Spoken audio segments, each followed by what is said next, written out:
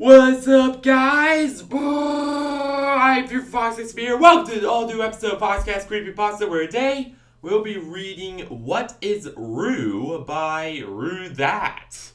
And this is a VR-based creepypasta, so that's gonna be a bit interesting. And it's on No Sleep, where I get most of my creepypastas for that matter. But yeah, this is going to be pretty interesting because I have never done a creepypasta that was based on virtual reality before. This is going to be all new for me. So without further ado, let's get right into this, shall we? Let's go. What is RUE by RueThat. Someone needs to tell me what RUE means. It's my only chance towards maybe getting closure on what occurred last night. Well, that and putting my headset back on. Screw that. Never will I ever. And don't be smartasses about it. I know what the dictionary definition of RUE is.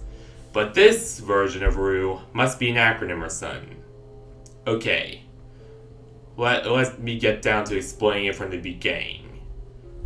I'm a no-life kind of guy. I only work so I can spend it all on video games and junk food. I live with my parents and a younger sister, but they're not important to this, because they are on a trip to New Zealand right now. They asked me if I wanted to come, but I said no. After all, I had a mission. That mission was to play every VR game that comes out on the market. I know it sounds stupid, but I'm a single-minded guy like that. And while the market is fairly new, the proposition remains possible. Since I have no life and currently only work when my boss calls me, come to think of it, he hasn't called in a while, I've been staying on top of game releases. I take pleasure in playing VR games the day they come out, crossing them off the list before they can even be written down. Unfortunately, yesterday didn't have many releases. This meant by midday I had already exhausted all the new titles on Steam. I killed another hour playing my favorites, but by 1 o'clock I was painfully bored. I scrolled through my game library and came across a game I didn't recognize. RUE was the title, but the letters spaced out exactly like that. It caught my attention, because I hate it when game titles are in all caps. It was downloaded too. I was angrily moving my mouse to delete the game when I realized that I was pretty sure I hadn't played this game yet. So I clicked play instead. My first big mistake. I stood and pushed the chair away from the middle of the room. I have room scale VR, so I could walk around the room and have my motion tracked. I grabbed my headset and microphones and hastily shoved them onto my head just to check out what this game was about.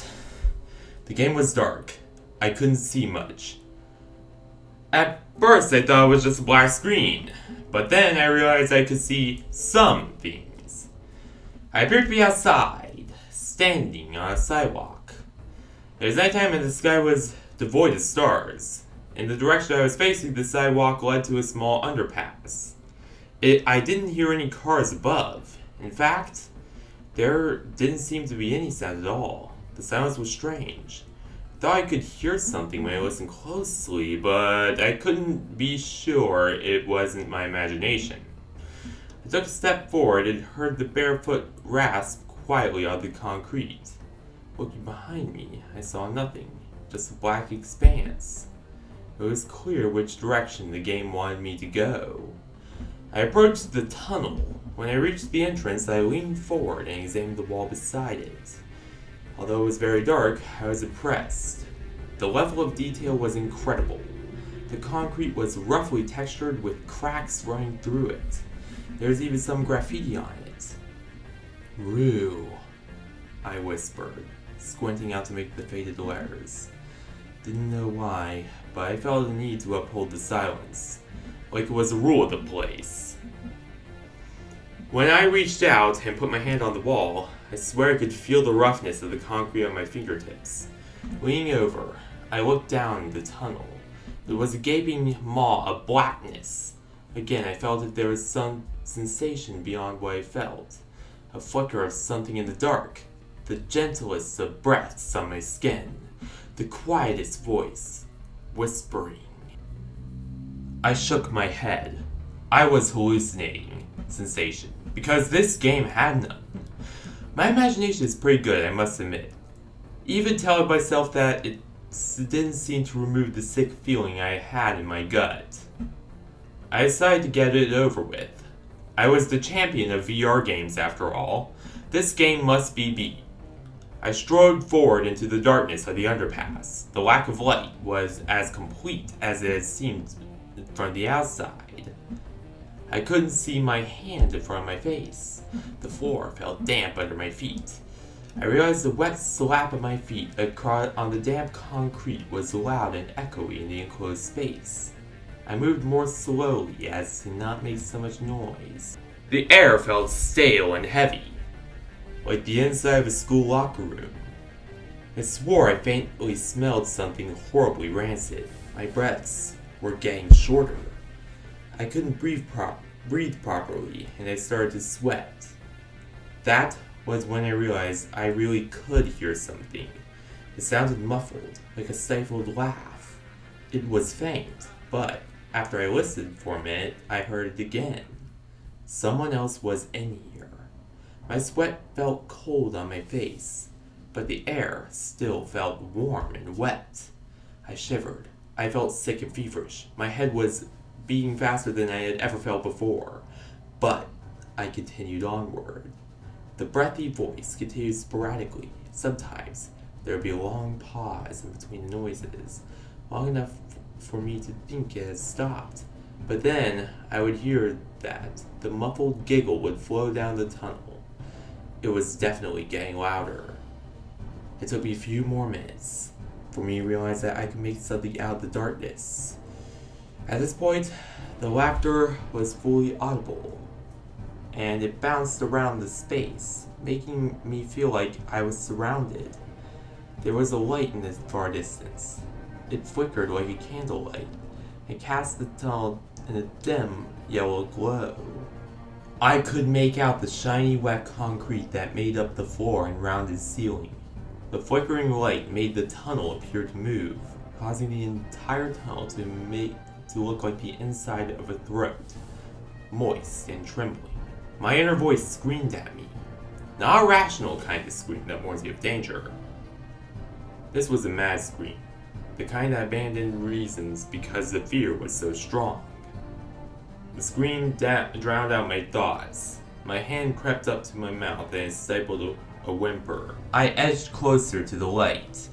I could make out a shape in front of the light. It was the outline of a hunched figure, crouching close to the floor. The laughter, it changed to a sickening cackle.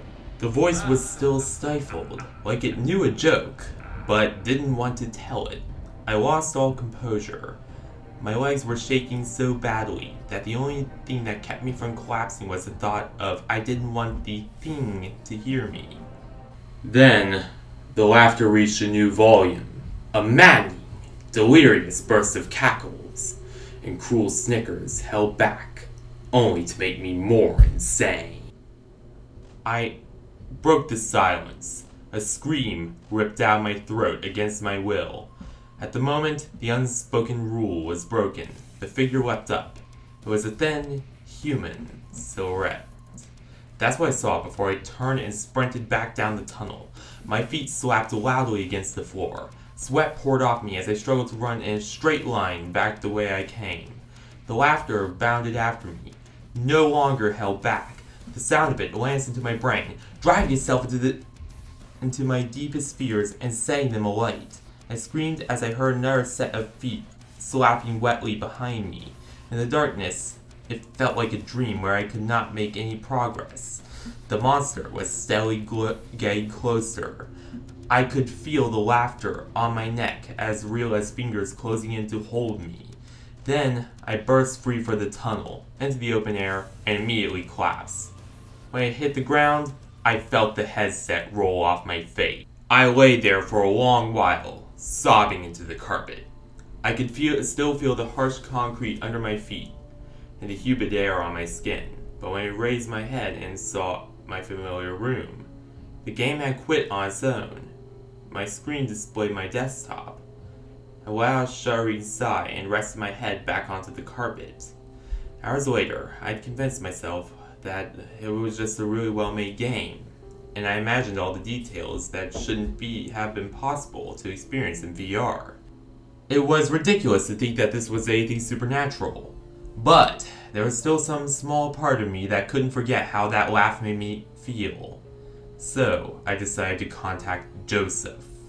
Joseph was my friend and fellow gaming enthusiast. We'd been friends through high school, and we were pretty much inseparable.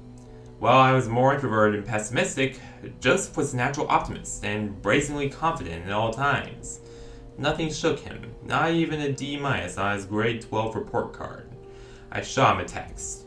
Found an interesting game. His response was instant.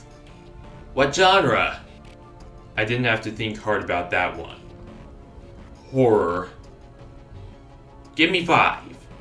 True to his word, in under 5 minutes, Joseph was ringing my doorbell with fervor. I let him in and brought him to my room. So? Joseph asked me unexpectedly as he rubbed his hands together. What's the game? I suddenly became hesitant. It's pretty intense. Are you sure you want to try it? Joseph didn't bat an eye. Of course I do. Fire it up. And that seems like a pretty good place to leave part 1 of this narration. So, that was part 1 of the What is RUE by RueThat.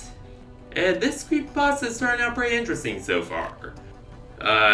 His friend came over, and now he's gonna try out the game, and things will probably just unfold from there. So, thank you guys for watching this all new episode of FoxCast Creepypasta. Be sure to like this video, subscribe to the channel. I'll see you guys next time!